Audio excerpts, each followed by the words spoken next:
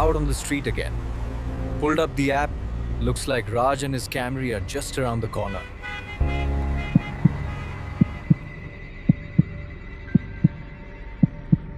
I spent that Saturday night drinking with a few friends at a bar downtown. We eventually scattered into different corners of the place, each talking to strangers, leaving me alone and increasingly irritated with the whole scene. I ordered one more drink, regretted it immediately, and decided to call an Uber home. The app showed a gray Toyota Camry. Instead, what pulled up wasn't even close. An old, dark green Honda Accord, maybe a 2003, rolled up to the curb like something dragged out of a scrapyard. The paint was peeling in long strips, the interior lights were dead, and the whole car looked humid, neglected, and wrong. I knocked on the window. "Mike?" The driver nodded without looking at me. He was wearing a dark hoodie, his face swallowed by the shadows of the parking lot. He didn't greet me, didn't say a word. He just popped the trunk. When I saw the back seat, I decided to sit in the front. Piles of stained blankets, empty bottles, and old food wrappers covered everything. The smell inside was a mix of damp cardboard and stale cigarettes. I should have turned around right then, but I was drunk, cold, and desperate to get home. I convinced myself he was just a struggling driver. When I told him my address, even though it was on the app, he didn't respond. He just drove, taking dark residential streets I'd never seen before. At one point, I asked if we were still heading toward Elm Street. He waved one hand dismissively without looking at me. It wasn't a reassuring gesture. It was irritated, almost angry. The entire ride was dead silent besides the rattling of the car and the slow, heavy breathing of the driver. By the time he pulled up to my apartment, my buzz was completely gone. I practically launched myself out of the car and didn't look back. The Honda sputtered away into the night, like it was retreating back underground. Once inside, I locked the door and immediately grabbed my pockets. Wallet, keys, no phone. My stomach dropped. I tore apart my jacket, my couch, the floor, nothing. It had to have fallen out in the car when I scrambled out. 10 minutes later, panicked and shaky, I logged in to find my iPhone on my laptop. The phone was there on the map, but offline, either dead or turned off. I took a long shower, tried and failed to sleep, and woke up the next morning with a pounding headache and the sinking feeling that the phone was gone forever. Out of habit, I checked the tracking again. This time, it was online, fully charged, and sitting at a house 10 minutes from the bar deep inside a small, quiet cul-de-sac. A house that didn't look like it belonged to anyone who should be driving for Uber. I called my friends James and Maria. James, calm thinker, told me we'd just knock and get it back like normal adults. Maria, chronic overreactor, immediately started spiraling about stalkers and documentaries. By 11 a.m., the three of us were parked 2 houses down from the location. The street was silent. Every curtain in the neighborhood seemed drawn. The house my phone was in had overgrown grass, dark windows, and a beat-up truck in the driveway. No Honda. We sat there staring at the house, the blue dot pulsing on the map like a heartbeat. "Okay," James said. "Simple. We walk up, knock, ask for the phone." But I felt a deeper kind of dread growing in my stomach. Something about the silence of the house, the drawn blinds, it felt wrong. Wrong in a way that alcohol or nerves couldn't explain. Still, I followed James up the driveway. The closer we got, the more unsettling details appeared: rotting wood on the railing, weeds swallowing the flower beds, and a faint metallic smell in the air. James knocked. Nothing. He knocked again. Still nothing. Then we heard it. A faint scratching sound from inside. Quick, high-pitched, then silence again. Before I could react, James said he'd checked the side door and disappeared around the corner of the house. Maria stared at me from the car, wide-eyed, mouthing, "Come back." That's when I saw it. My phone was sitting on a small table on the front porch, face down, not hidden, not inside. Almost like someone had placed it there intentionally for us to find.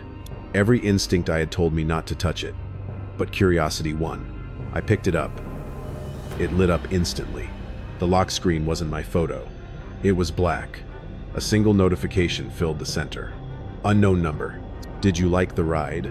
The breath left my body all at once. He had unlocked my phone, charged it, used it, sent a message to himself or another device. The simple, casual taunt made the unease from last night solidify into something terrifying. James reappeared, frustrated, and asked if I'd found the phone, then it vibrated violently in my hand. Another message. Take a picture of the backyard. Now, don't say a word. I need you to see something. I showed James. The color drained from his face. His calm demeanor collapsed. Someone inside that house was watching us right now. We're leaving, I whispered. But James shook his head, driven by a terrifying mix of logic and curiosity. No, we need to see what he wants us to see. Before I could stop him, he rounded the corner of the house and vanished into the narrow space toward the backyard. I stayed frozen on the porch, gripping the phone, listening for footsteps or screams. Nothing came. Only silence. When James finally reappeared, he wasn't running. But he wasn't walking normally either. His breathing was ragged, his face drained of all color. He grabbed my arm. We're leaving. Get in the car, now. We sprinted back to the car. James floored it out of the cul-de-sac like something was chasing us. 5 minutes down the road, he pulled over, trembling. I saw the Honda, he finally said. In the backyard. The trunk was open. A shovel was leaning against the bumper. And on the back seat, there was a tarp. A heavy one. He swallowed hard. And pinned to the tarp was a laminated photo of your apartment building. Under it, written on a strip of tape, was a name, underlined. I didn't recognize it. I didn't ask more. I didn't want to. We called non-emergency police. They offered nothing. No crime, no entry. I changed my number, moved out 2 months later, and I never deleted the messages. For days after we left that cul-de-sac, I kept replaying everything James had described. The tarp, the shovel, the Honda hidden behind the house the whole time, and the laminated picture of my apartment building with a name written under it. Underlined. It was targeted, intentional, personal, and he had wanted us to see it. What disturbed me the most wasn't just the display, it was the control. The way he'd orchestrated each moment. The creepy car, the silence, the phone left on the porch. The messages timed perfectly to our presence at the house. He wasn't improvising, he was performing. And we walked right into it. The police dismissed us completely. Without proof of a crime or a break-in, there was nothing to investigate. They told me to be more careful, using rideshare apps. So I shut down the number, got a new SIM, changed every password. But the fear didn't go anywhere. The first few nights, every time a car engine rumbled outside my window, I'd freeze. I kept imagining the dark green Honda parked somewhere nearby, the driver watching, waiting for a moment when I let my guard down. The message, "Did you like the ride?" ran through my head constantly. For a few days, I convinced myself it might all fizzle out, that maybe I'd never hear from him again.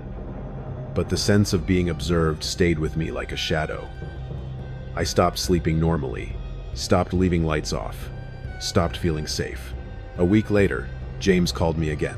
"Did you ever get notifications on your phone?" he asked immediately. "Like from the Find My app?" "No." "Why?" "Because I just did," he whispered. "Your old phone. It pinged me." My stomach tightened. "What do you mean, pinged you?" James swallowed hard. "I was one of your emergency contacts for the app, remember? I just got a notification saying your old iPhone came online for a moment, then went offline again." I didn't speak for several seconds. "Where?" I finally managed. He hesitated. "Near your apartment. Not the same place as before. Somewhere closer." A cold wave washed through me. He was moving. Watching. Getting closer. I logged into my own iCloud account, but the phone was offline again. No location, no last ping, just silence. 2 nights later, around 1 a.m., I heard footsteps in my hallway outside my apartment door. Slow, heavy, deliberate. Not the pacing of a neighbor or the scrambling of a pet. These footsteps paused directly in front of my unit. I held my breath and stared at the door, waiting for a shadow to appear at the bottom gap. Waiting for the knob to turn. But the footsteps eventually faded, and I never heard a door open or close. That meant whoever it was had been already inside the building. I hardly slept at all after that. After another week of paranoia and mounting dread, I decided to move. I found a new place across town and packed up everything I could fit in boxes.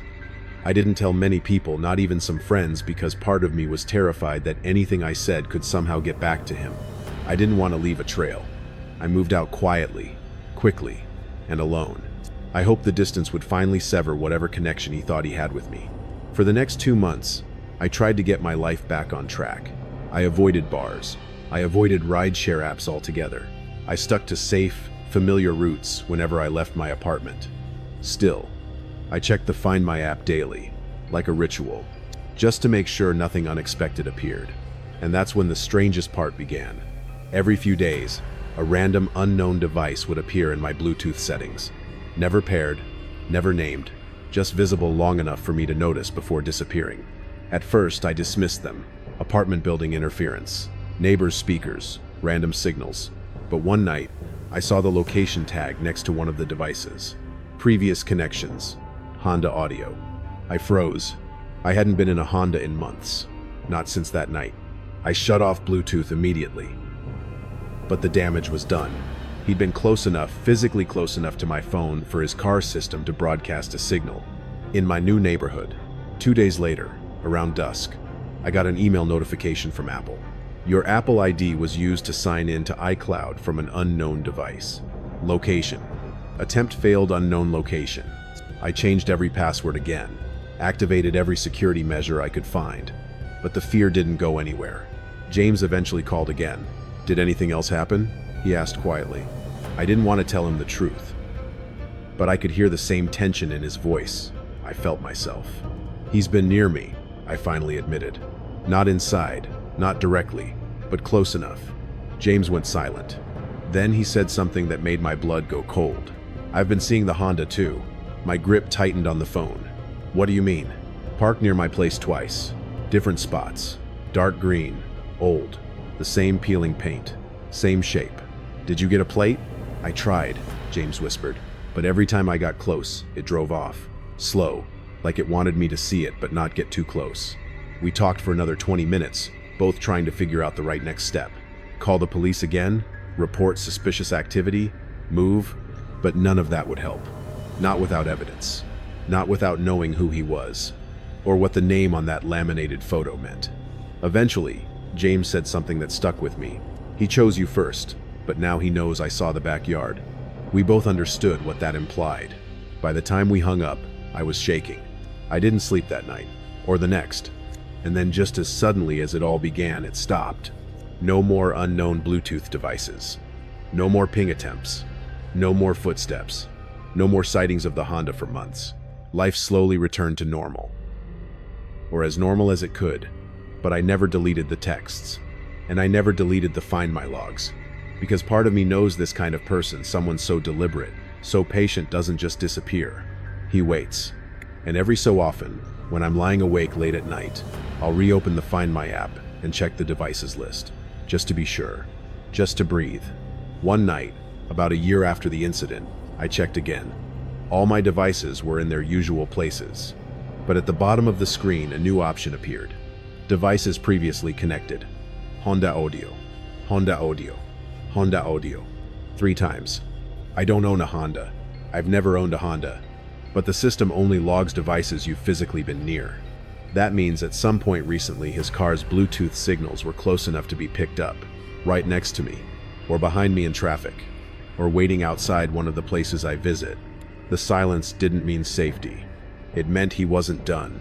And somewhere out there, the driver of that dark green Honda is still choosing his next moment to make contact. Maybe with me. Maybe with James. Maybe with the person whose name was underlined on that laminated photo. But whether I hear from him or not, I know one thing for certain. He always liked to make the first move.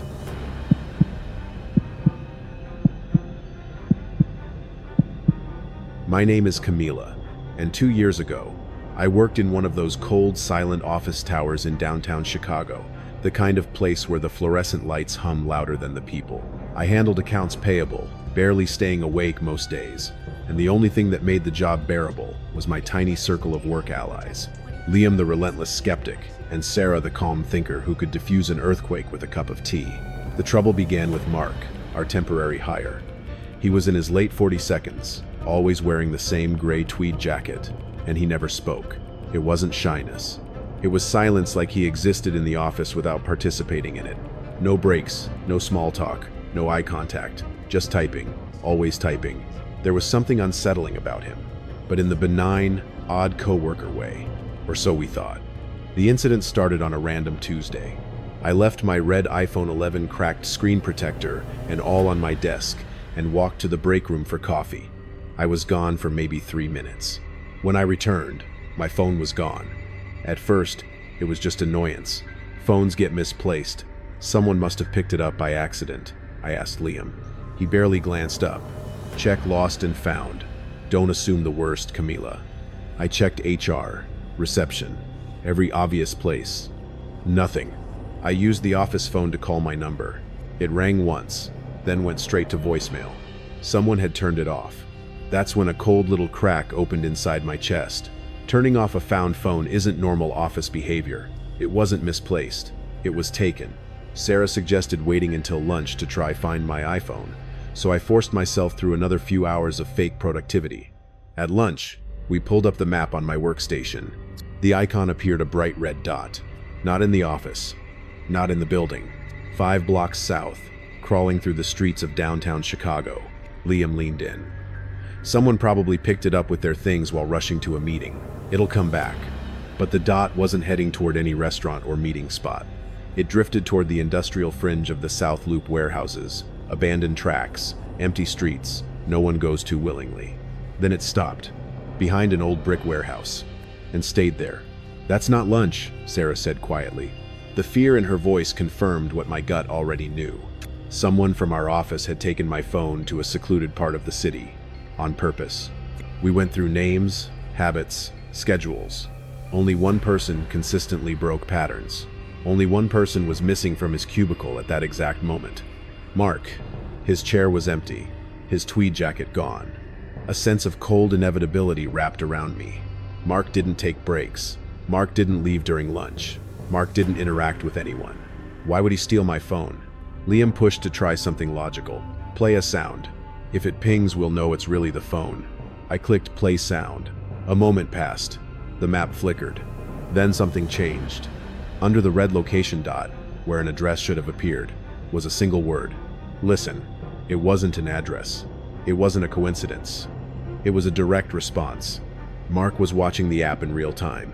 He saw the sound request. He renamed the device's location to send a message. My stomach dropped clean through the floor.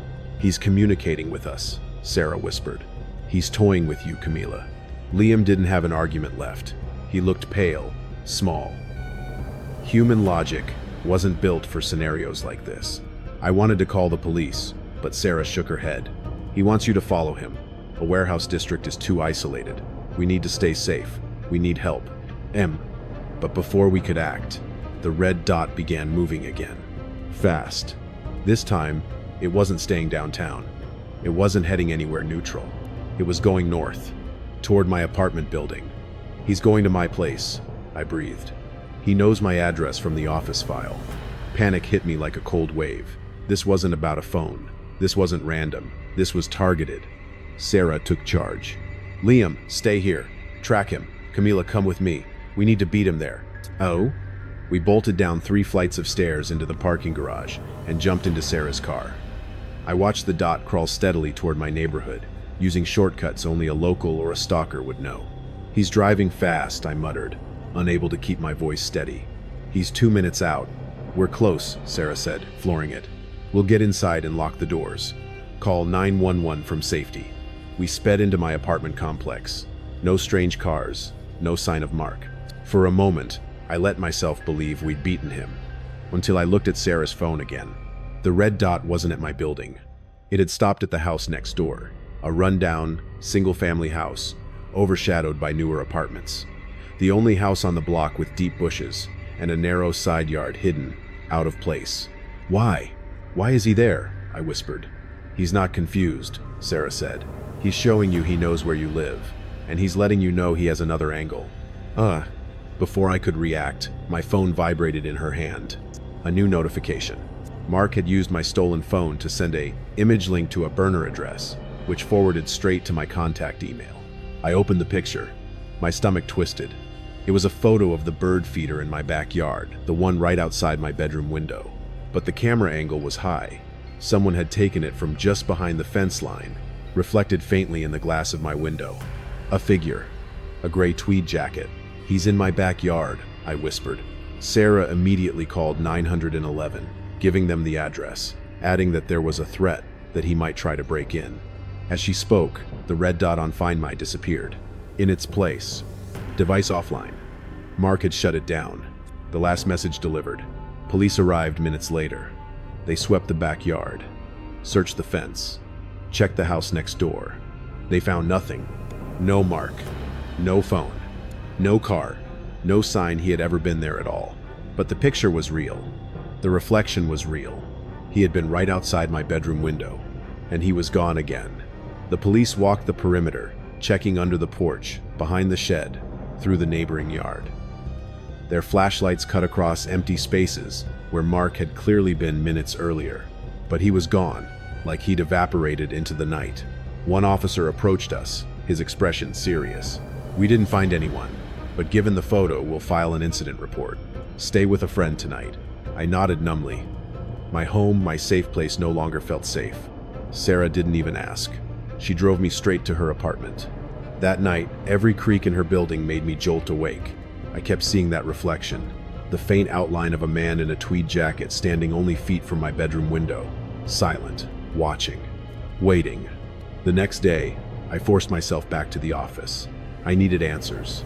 I needed to know who hired him, where he lived, what background checks he passed. Mark's cubicle was empty. His computer was gone. Even his employee file was missing from HR. "He isn't with us anymore," the HR rep said flatly. "His contract ended early. Just a misunderstanding with the agency." "A misunderstanding?" I pushed. "He stole my phone. He followed me." "I'm sorry, Camila," she interrupted, "but all further inquiries have to go through the staffing company. And..." She gave me the name of a temp agency I'd never heard of. I called them immediately. They had never heard of me, never heard of Mark. No record of sending a worker to my company. My blood ran cold. Mark hadn't been hired through them. Our company hadn't checked. He had gotten inside the office under false credentials, and no one had noticed. For the next week, I lived in a fog of paranoia. I didn't go home. I didn't sleep. Every time a stranger passed me on the street, I flinched, expecting to see the tweed jacket. Sarah tried to keep me grounded. Liam, now fully shaken out of skepticism, kept insisting we needed more evidence before the police could help. Evidence. Proof. A pattern. The only proof I had was a single photo taken from my own backyard. But then something new happened. On a Wednesday morning, Liam called me from his apartment. "Camila, something weird just happened." "Oh." His voice was low, strained. "I got an airdrop request." My stomach tightened. "From who?" He swallowed audibly. "From your phone." I froze. "My stolen iPhone?" "Yes, but the name was changed." He paused. It wasn't Camila's iPhone anymore. It was renamed Listen Again. My chest tightened violently. "And that's not all," Liam continued. "The airdrop was a video." "A video of what?" He hesitated. "Your office floor." I felt my breath catch. "What part?" "Your cubicle. Specifically your desk." He filmed it from behind the row of filing cabinets. He must have been back in the building recently. The idea of Mark slipping back into the office, unnoticed, filming my workspace, it felt like a nightmare bleeding into real life. "Did he send anything else?" I whispered. "Yes," Liam replied. "One more file." "What was it?" "A picture of Sarah." My blood ran ice cold. "What was she doing?" "She was walking out of her apartment building." "Yeah." "When?" My voice barely came out. "This morning." I almost dropped the phone. Mark wasn't fixated only on me now. He was expanding. We met at Sarah's house that afternoon. She had already seen the picture. It had shown up in her email. Sent from an anonymous address. The picture was taken from inside a car with an old, cracked dashboard. An old sedan. One we all recognized. The same interior Mark drove the day he stole my phone. That gray tweed jacket. That warehouse. That photo from my backyard. Now, suddenly, all three of us were part of his game. We debated what to do. Go to the police station again? Move? Change numbers? Leave the city? But Mark wasn't making demands. He wasn't asking for money or access. He was toying with us purely for psychological control. We were playing by his rules. That night, I left Sarah's apartment only long enough to grab clothes from my car. It was barely 20 minutes. When I came back out, something was sticking out from under the windshield wiper. A small, folded packet of photo prints. My hands were shaking as I opened it. Inside were 5 printed photos. Me and Liam entering Sarah's building earlier that day. Sarah unlocking her door. Liam walking alone to his apartment. Me sitting inside Sarah's living room through her window. A zoomed shot of my face, taken through the glass. The last picture had a sticky note attached. 4 words, handwritten in tight block letters. "You stopped listening." I nearly collapsed right there on the sidewalk. We called the police again. This time, they took everything: the video, the photos, the airdrop logs, the email timestamps. They acknowledged it was stalking. They promised extra patrol cars in our area for the next week. But they couldn't locate him. They couldn't even confirm his real name. He was a ghost wearing a tweed jacket. The next morning, I checked Find My iPhone out of habit. To my surprise, the device pinged online for the first time in days. Not in the South Loop. Not near my apartment. Not near Sarah or Liam. It was pinging from inside my office building. 6th floor. The floor we worked on. The phone was inside the building again. I froze, staring at the screen. Sarah whispered, "What do we do?" Liam backed away from the door. "We call the cops." Immediately. But as I was reaching for my phone, the dot on the map started to move. Slowly. Through the office. Down the hallway. Toward the accounting wing. Straight toward my cubicle. And as it got closer, Sarah grabbed my arm. She was staring at the glass entrance of the building. "Camila," she whispered. "Oh my God, Camila, look." I turned. A man was standing just inside the glass doors of the office tower across the street. Motionless. Gray tweed jacket. Hands at his sides. Face impossible to make out through the reflection. But he was holding something in his hand. My red iPhone. He didn't move. He didn't wave. He didn't run. He simply lifted the phone slowly, deliberately, like an offering or a warning. And then he crushed it in his hand. Pressed it into the concrete. Shattered it under his shoe. Then he walked away into the crowd like he'd never been there at all. That was the last time any of us saw him. We moved apartments. Changed numbers. Left the company. Blocked every unknown address. Strengthened every digital lock we had. But sometimes, late at night, I'll get a random Bluetooth pop-up on my phone. Nearby device. Unknown listed again. And every time, I remember that a man walked into my life through a job application no one verified. Stepped silently into our office. Stole something small. And left something enormous in its place. The feeling that someone, somewhere, is still listening.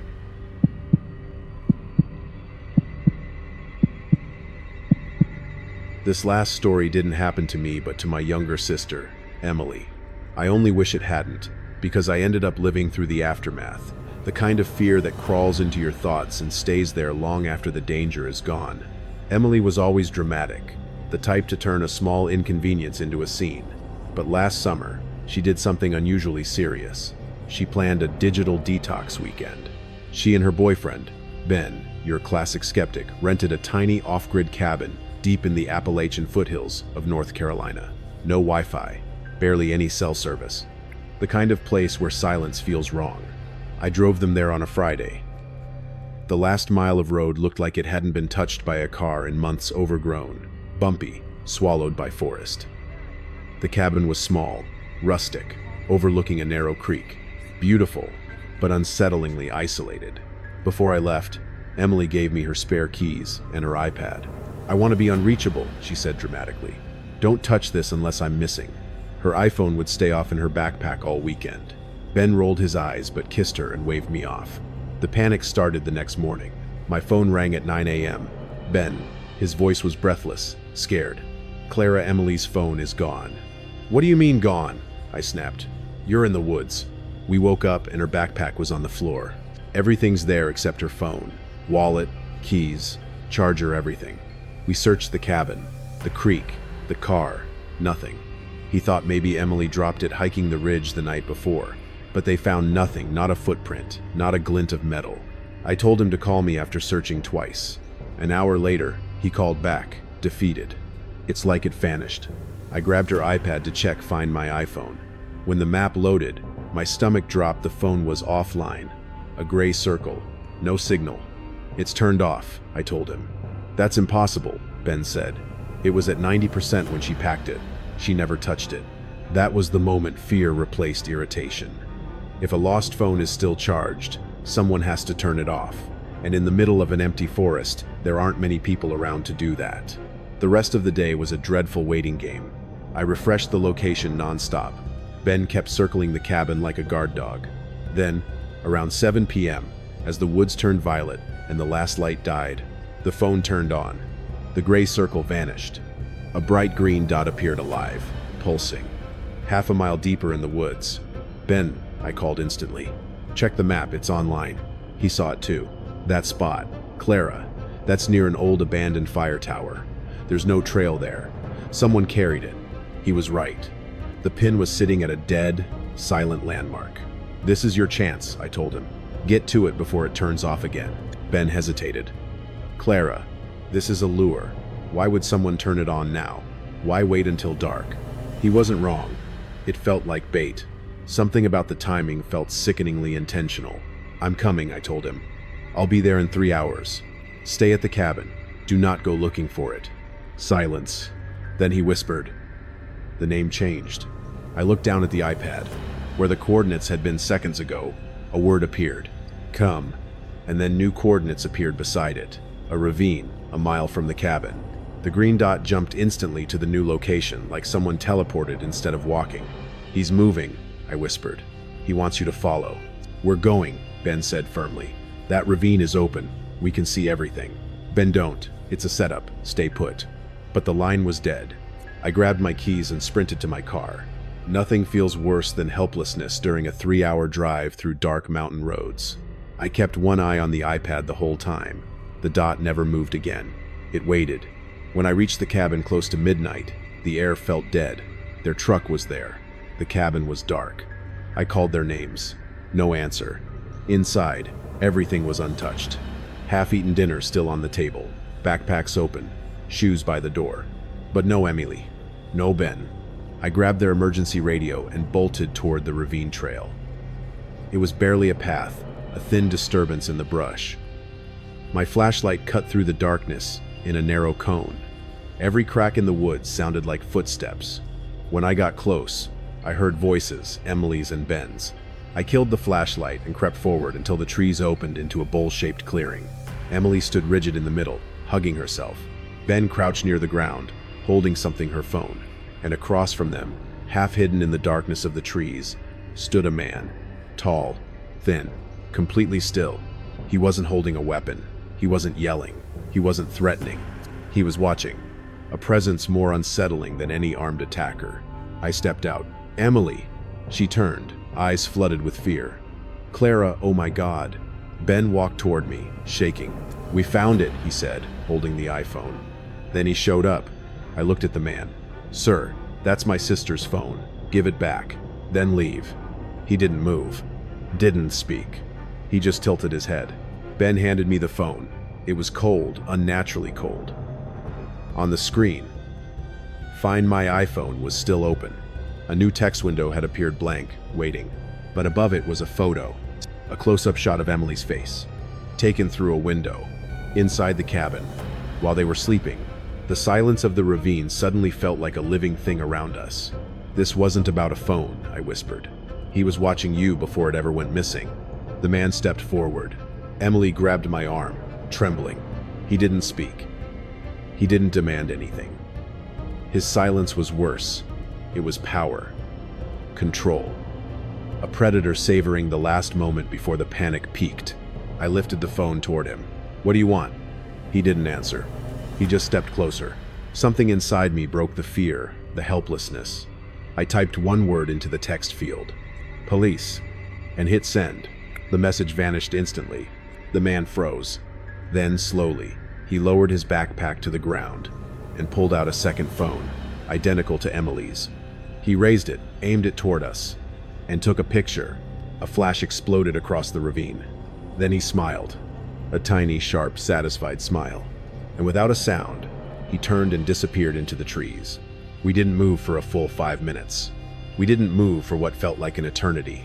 The ravine swallowed the last echo of the camera flash, leaving a cold stillness behind. It was like the woods themselves were holding their breath. Finally, Ben whispered, "We need to go. Now."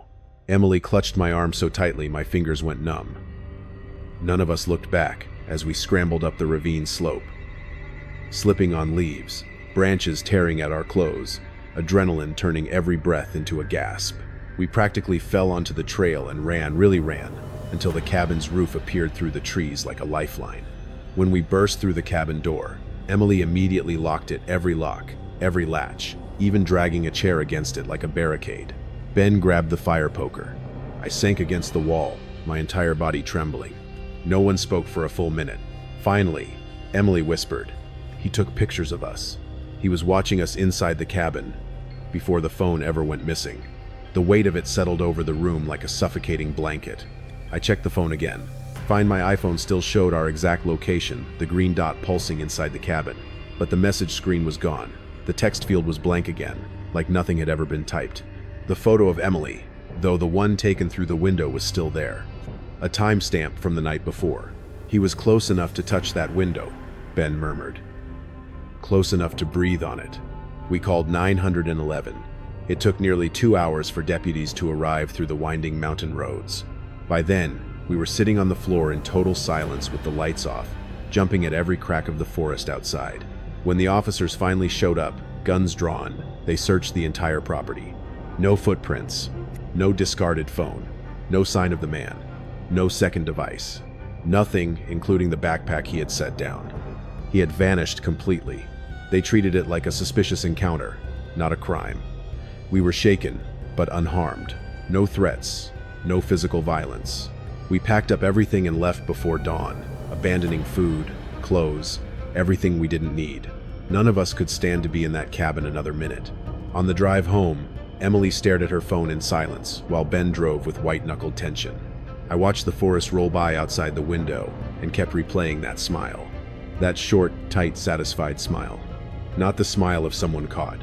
The smile of someone who got exactly what they wanted. We arrived back home exhausted and numb. Emily insisted I stay with her that night. She couldn't be alone. Ben crashed on the couch, twitching awake every few minutes at the slightest sound. The next morning, Emily went to restore her photos on her new phone. Her old device had been wiped remotely during the night. Factory reset. No data left. "All my pictures are gone," she whispered. "Good," I said. Better than him having access to anything else. But when Emily opened the iCloud backup, something stopped her cold. Among her normal photos, selfies, nature shots, family pictures, 2 new images appeared. Photos she had never taken. The first was the picture he took in the ravine. The one where we stood frozen in the flash, eyes wide, faces pale. But the second image was worse. It was taken from behind us, from the tree line, from a vantage point no human could have reached in the time between the flash and him disappearing. 3 figures in the clearing. Us, seen from the dark. He hadn't just photographed us. He had captured his own point of view. Emily dropped the phone onto the bed like it had burned her. How did he upload these?" she whispered. "We didn't know. Airdrop? A hacked hotspot? A signal spike in the woods?" No answer felt less terrifying than the next. He had planned all of it. The phone going missing. Turning it off. Turning it on. Using Find My as a lure. Leading them deeper and deeper until the isolated clearing became a stage. Waiting in total silence while they approached the trap. The man in the woods wasn't after money. Or the phone. Or belongings. He was after fear. He wanted an audience. And he wanted his victims to know afterward. He had been closer than they ever realized. Emily still won't go near the mountains. She moved to the city, into a high-rise with 24/7 doormen and cameras in every hallway. Ben installed motion detectors in his house and carries pepper spray everywhere he goes. But the worst part came 2 days later. I was sitting in my apartment when my own phone buzzed with an airdrop request. A single photo. No username. No device name. Just a request from unknown. My stomach dropped as I tapped the preview. It was the ravine photo, the one he took of us, but it had been edited. A 4th figure stood behind us, right behind us, close enough to touch. A blurred silhouette, tall, thin, and smiling. The smile was too wide, too human to be animal, too unnatural to be normal. I turned off my phone immediately, but something hit me. I hadn't been anywhere near Emily's phone since the cabin. I wasn't connected to her iCloud. I hadn't touched her devices after we left. That meant the airdrop didn't come from her phone. And if the figure in the picture was real, then someone else had been there. Someone behind the silent man. Someone he wanted us to know about. A partner. A watcher behind the watcher. The one who took the second photo. Maybe the man in the ravine wasn't the predator. Maybe he was the lure. The real threat never stepped into the clearing. It stood behind us, deep in the trees, silent, hidden, watching us respond, watching us run, watching us break. And when the photo reached my phone, the message was painfully, unmistakably clear. We were closer than you think. Even now, when I drive through wooded areas, I keep my eyes on the tree line. Every shadow looks like a figure. Every branch looks like a silhouette leaning forward. Because in the end, the scariest part wasn't the man who smiled and vanished. It was realizing he wasn't working alone. And the other one, the one who stayed hidden, he might still have Emily's number. He might still have mine. And he might still be watching from the dark, waiting for the next time we look down at a glowing screen, when a new location pops up, or a single word appears. Come.